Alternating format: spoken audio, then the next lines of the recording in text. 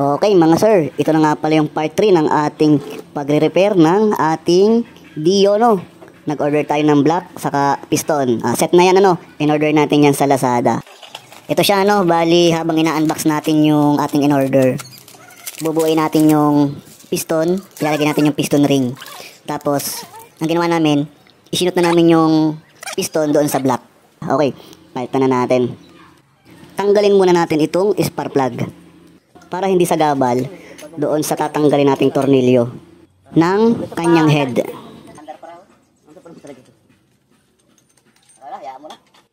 Okay, natanggal na natin yung spark plug. Then, isunod na natin yung 4 na tornilyo, no?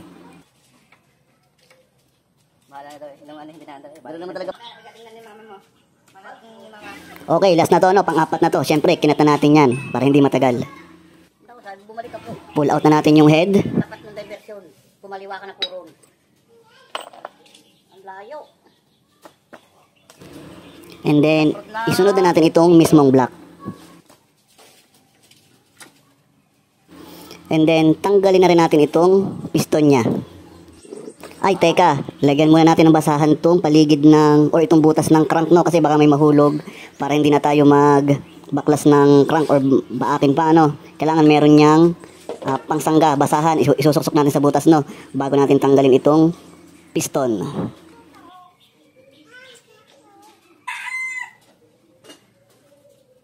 Okay, natanggal na yung piston. Then yung pin. Ngayon, itong bearing niya, no? Yan. Okay. Okay. Dun pala sa package, no, meron siyang kasamang gasket, itong kulay brown. Isushoot muna natin dito sa kanyang block, no? Kung mapapansin nyo, nakalagay na yung piston niya, no? Yan. Okay, ilagay na natin itong block, no? Bali, ang ginawa namin dyan ng utol ko, inilagay na namin yung piston doon sa block. Isinot na namin yun doon kasama yung piston ring, no? Kasi nung tinatry namin ilagay ang hirap, paano pa kaya kung ilalagay muna namin yung piston dito saka shoot yung block? Parang mahirapan yata kami noon. Kaya ang ginawa namin, isinot muna namin yung piston doon sa block, then saka namin ilalagay sa doon sa sigunyal, ano? Yan, ganyan lang ginawa namin. Buti may kasama siyang aluminum gasket, no? Dito yan para sa ibabaw, sa head. Ilagay natin yan. Kinat na natin yan. Ngayon, ilagay na natin yung 4 na tornilyo.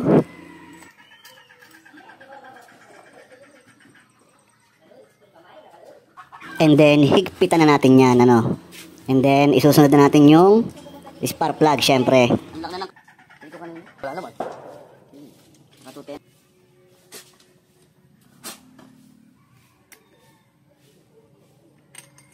Ayun, ayos na. Nakabit na natin yung block, piston, saka itong kaniyang spark plug.